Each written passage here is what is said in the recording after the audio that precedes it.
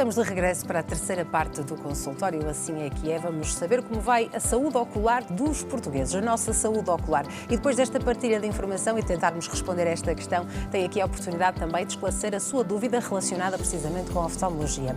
Posso-lhe dizer que pode já inscrever-se através do número de telefone 22 508 3297, depois vai participar, depois desta conversa e depois do intervalo, mas pode também ir à boleia do endereço de e-mail consultório@portucanal.pt e enviar a sua pergunta, o seu caso, o seu testemunho, a sua dúvida para o endereço de e-mail consultório@portucanal.pt. Enviar então por escrito, assim é que é. A nossa convidada é a doutora Paula Tenedório, médica oftalmologista, a quem agradeço imensa presença. Muito obrigada, Sra. Doutora, por estar aqui connosco, também por ter sugerido este tema. E de facto, não sei se a resposta é simples de sim e não, mas como é que vai a saúde ocular dos nossos portugueses? Como é que vai a nossa saúde ocular? Muito boa tarde, Alexandra. Cumprimentar também os nossos telespectadores e agradecer o amável convite que me endereçaram. Não é uma pergunta fácil, nem sim nem não. Eu acho que caminhamos no sentido positivo, já estivemos pior, agora estamos melhor porque a tecnologia em oftalmologia vai evoluindo. A resposta oftalmológica e aos cuidados, à necessidade de cuidados da população, nomeadamente cuidados oftalmológicos, vai aumentando.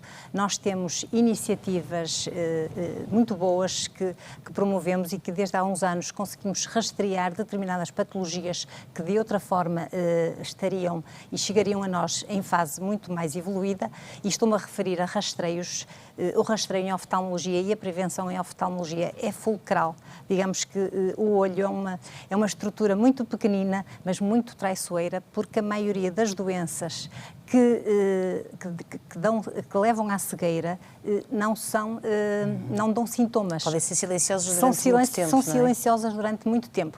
E isso leva a uma falsa segurança dos nossos doentes. Claro. Os doentes não têm sintomas e a doença pode estar a progredir e podem-se deixar andar.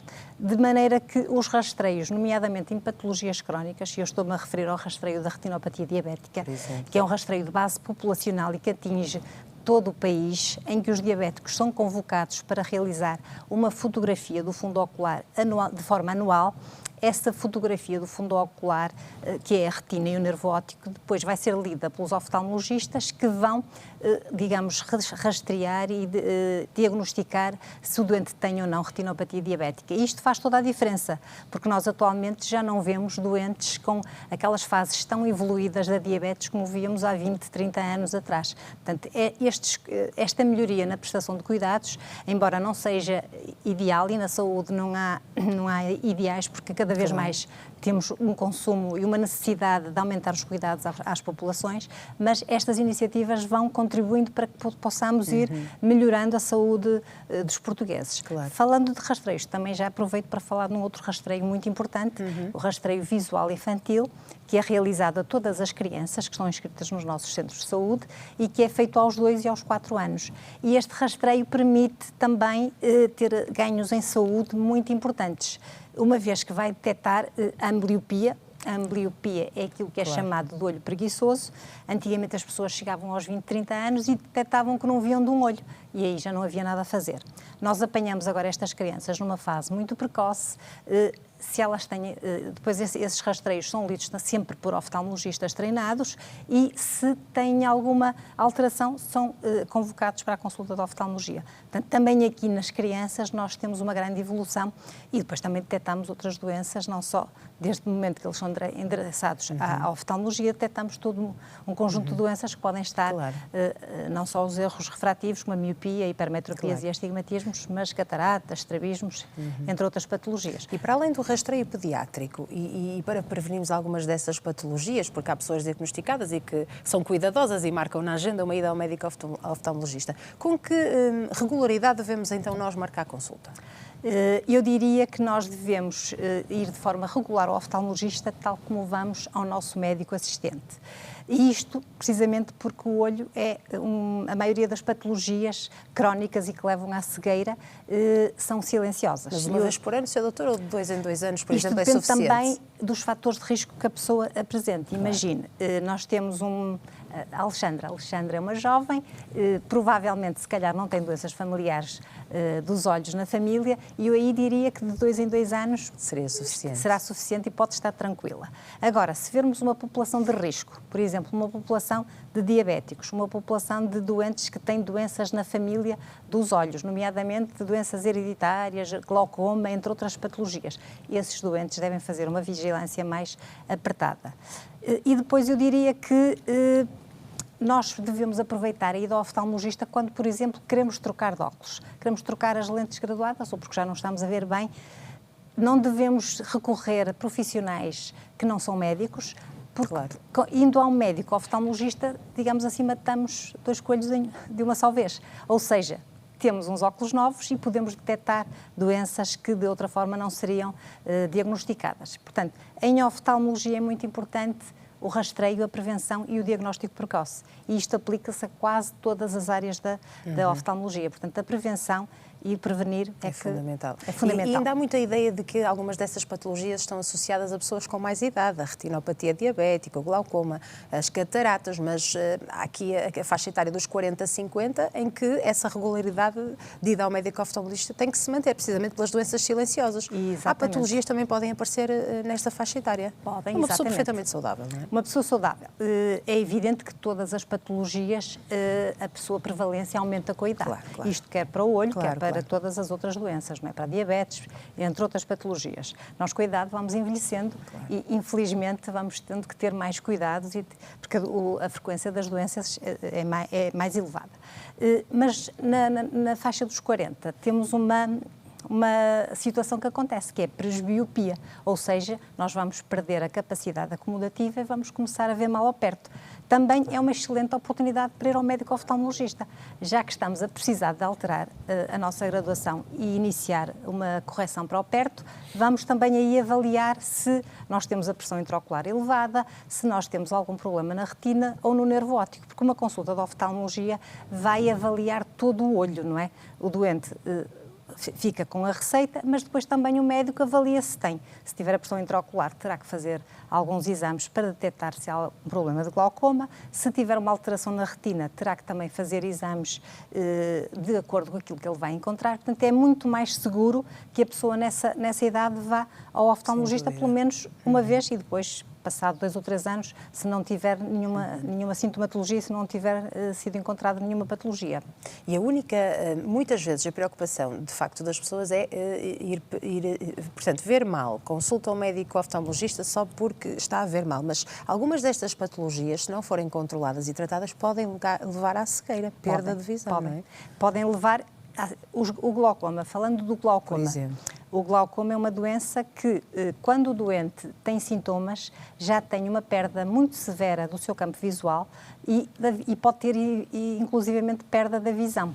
Porque o glaucoma só dá sintomas numa fase muito tardia. Os doentes só se apercebem quando vão ao médico, e isso, o glaucoma é a minha prática mais frequente, a minha prática clínica mais frequente, e eu ainda, há questão de uns dias, encontrei um doente que me dizia que até aos 70 anos nunca teve necessidade de ir ao médico, oftalmologista, e quando foi, a situação estava irreversível, tinha um glaucoma e pretendia que trocar de óculos e eu informei que tinha um glaucoma numa fase terminal, o doente já não conseguia sequer caminhar sozinho, já vinha acompanhado com um filho e o senhor nunca tinha ouvido falar desta patologia. Nós estamos no século XXI, na era digital, onde temos tanto acesso a programas como este, a programas informativos. Sim, claro. Portanto, nem o filho tinha sequer, estamos numa área urbana, que é a área do Porto, tinha ouvido falar do glaucoma. Isto foi uma situação marcante, eu expliquei ao filho, e o filho agora está a fazer rastreio, já tem também um glaucoma inicial.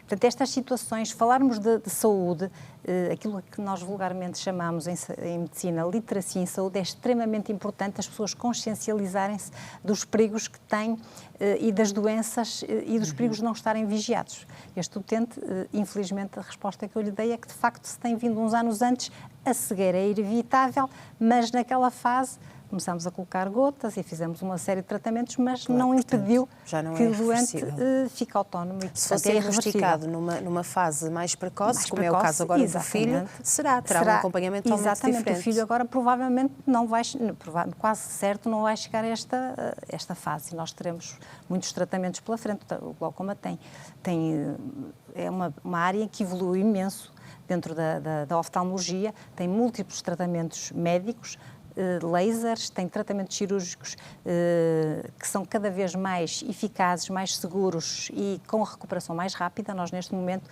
um doente que necessita de uma cirurgia de glaucoma, não internamos. Antigamente, os doentes estavam internados uma, duas semanas. Neste momento, não. O doente entra, nem sequer é operado com anestesia geral e depois sai no próprio dia da cirurgia. Pronto, terá que ter os cuidados pós-operatórios decorrentes da sua cirurgia, mas são cirurgias muito mais seguras. Portanto, nós temos imensos tratamentos que podemos oferecer aos doentes e é desnecessário que os doentes nos cheguem, e é muito triste para nós, que os doentes nos cheguem nestas fases avançadas da doença. Portanto, há aqui ainda um caminho a percorrer para esclarecer os doentes que as doenças dos olhos também são importantes e não é só vigiar as tensões arteriais, mas é vigiar todas as doenças, e nomeadamente as dos olhos. Claro.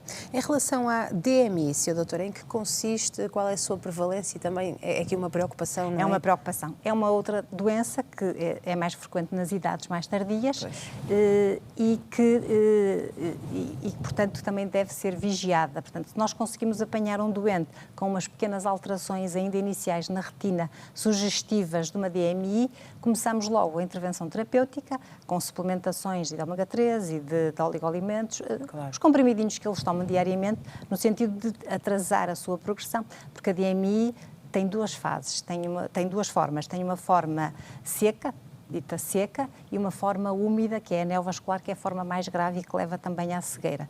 Também aqui é importante que o doente vigie o seu oftalmologista de forma regular, nestes casos a partir dos 50 anos, de forma anual, para prevenir que a DMI atinja fases irreversíveis, não é? Que levam também à cegueira e que é evitável. Todas estas causas que falamos, a DMI, a retinopatia diabética, o glaucoma, são doenças cuja cegueira é evitável.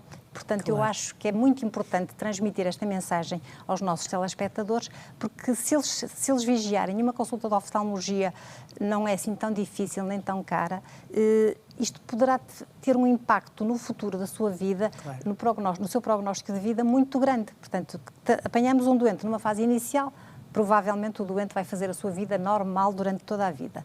Um diabético com uma retinopatia diabética inicial, se calhar 10 ou 20 anos depois continua com uma boa visão e a fazer a sua vida autónoma, não é? Nós temos diabéticos com 10, 20, 30 anos de evolução da doença e que conseguem fazer a sua vida normal. Se isto não acontecer, se deixar andar, se o diabético deixar andar, então, o diabético, o doente que tem uma propensão para o glaucoma, que tem história familiar de glaucoma, então aí, quando nós apanhamos tardiamente, então as coisas ficam muito complicadas para o doente, ficam muito complicadas para os sistemas de saúde que têm custos acrescidos muito elevados. Claro, fica mais e para a família, prevenir, não é? É muito mais barato para além do impacto na qualidade de vida que tem. Uma pessoa quando perde visão... Quando perde visão, fica deprimido, fica dependente, é muito pesado para o doente e para a família também, não é? Já lhe vou perguntar, em matéria de prevenção, o que é que todos podemos fazer no dia-a-dia, mas antes disso, questões urgentes, alterações de visão, pontos negros que muitas vezes as pessoas também relatam e que devem, de facto, levar a pessoa a procurar um serviço de urgência. Se nós tivermos uma perda súbita de visão, o doente acorda num dia e diz: eu não estou a ver do olho direito, o doente deve dirigir-se nesse dia, se possível, nesse dia, ao oftalmologista, a uma urgência, onde possa ser observado por um oftalmologista. A perda súbita da visão é sempre um sintoma que traduz uma patologia grave. Ou uma oclusão venosa, ou seja, uma trombose no olho, ou uma retinopatia diabética que descompensou, um descolamento da retina. Um glaucoma dá outros sintomas, um glaucoma agudo dá outros sintomas, são sempre habitualmente doentes que têm alguma patologia grave. Portanto, perda súbita de visão tem que ser visto com maior brevidade.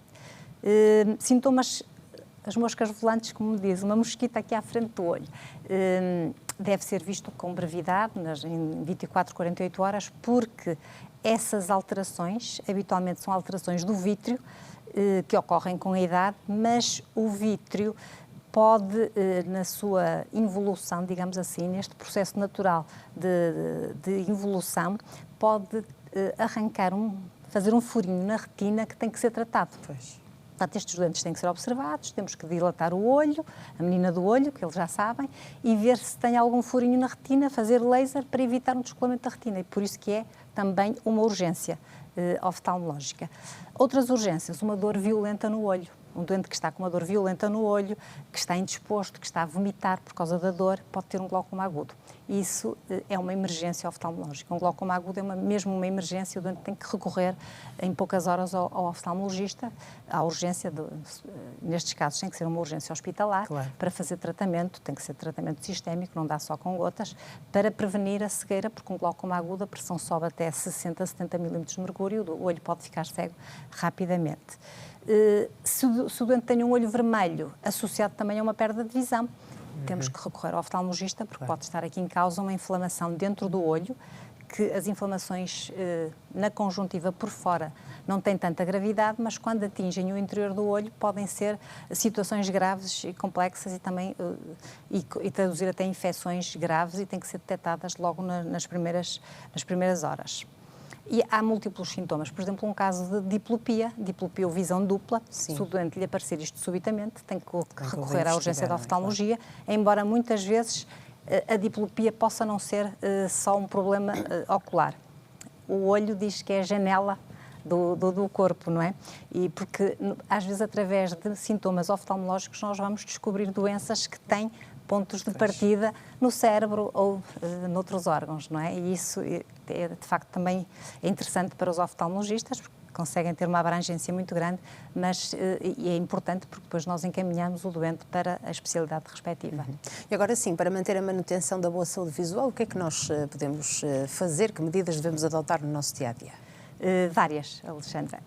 Nós devemos ter, acima de tudo, um estilo de vida saudável. Não é?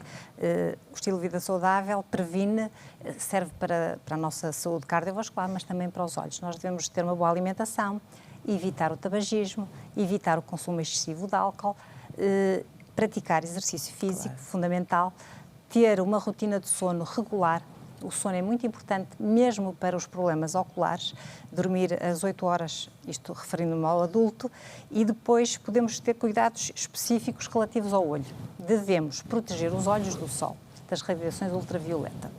Acho que isto já é um problema também muito falado, mas nunca é demais ressalvarmos que os óculos de sol não são só um objeto estético. Os óculos de sol têm que ter filtros que bloqueiem a radiação ultravioleta na faixa até aos 400 nanómetros. E quando compramos um óculo de sol, temos que ter atenção a algumas coisas. Tem que ter a marca CE escrita, ou seja, este óculo é produzido de acordo com as diretrizes da União Europeia e tem que ter filtros até aos 400 nanómetros. Muitos têm mesmo um selozinho, o V400. Se nós conseguirmos comprar um óculos de sol assim, estamos protegidos. Se não conseguirmos, tivermos disponibilidade para comprar um óculos de sol com estas características, que às vezes há óculos de sol a vender aí em todo lado, não é? Certo. Mais vale não usarmos. Porque uma lente escura na frente do olho, o que é que vai fazer uma lente escura na frente do olho? Vai-nos tirar as nossas defesas naturais do olho. E até dá a sensação de que, de facto, estamos protegidos quando não estamos. Quando não estamos. Uma lente que não tenha filtros UV dá a sensação que estamos protegidos, mas o que é que vai fazer? Nós, com uma reação à luz, o nosso olho contrai. A nossa pupila, a menina do olho, contrai e ficamos em miose. Portanto, isto é uma proteção à entrada de luz ultravioleta no olho. Se pomos uma lente escura que não tem filtros, o que é que vai acontecer? O olho dilata e permite a entrada de mais luz, que é aquilo que nós não queremos. Nós queremos proteger. Portanto, se não temos disponibilidade para ter um óculo com estes filtros, mais vale não usar. Relativamente à proteção com óculos escuros, óculos de sol, não é só no adulto. É muito importante também nas crianças. Eu sei que as crianças pequenas muitas vezes não toleram os óculos, mas temos os chapéus de aba larga, que também fazem esse efeito. Portanto, usar o chapéu de aba larga e quando a criança for um bocadinho mais crescida, se tolerar, usar óculos de sol também com os filtros ultravioleta, porque o olho da criança não está tão preparado como o do adulto no bloqueio da radiação ultravioleta pelo cristalino e pela córnea. E também aqui, relativamente aos óculos de sol, nas crianças é importante dizer que a radiação solar, nos primeiros 20 anos de vida, tem um impacto muito maior, depois, por exemplo, como fator de risco da DMI, da degenerescência macular relacionada com a idade, do que uma exposição à radiação solar mais tarde. E por isso que é tão importante também os nossos jovens usarem óculos de sol. Mais conselhos. Depois devemos não aplicar, imagine, tenho uma irritação ocular. Há a tendência de, o amigo, ou isto indicar uma gota. Não nos automedicarmos, porque às vezes estamos ou a mascarar ou a agravar o problema. Portanto, devemos fazer, se temos um olho vermelho ou uma irritação ocular ou lacrimejo, devemos consultar o oftalmologista. E depois é que fazemos a terapêutica. Devemos também, e eu queria falar na exposição aos computadores e aos dispositivos eletrónicos. Acho que está digamos, estamos numa era em que as crianças cada vez mais cedo estão expostas a ecrãs, sobretudo telemóveis, que são ecrãs muito pequeninos, que a criança aproxima muito dos olhos, e hoje em dia já há muitos estudos não nacionais, internacionais, que nos apontam que a miopia está a aumentar significativamente. Claro. A prevalência da miopia é cada vez maior por causa destes comportamentos ambientais. Não só para disposição genética, mas estes fatores ambientais estão a condicionar um aumento muito grande da miopia nos nossos jovens.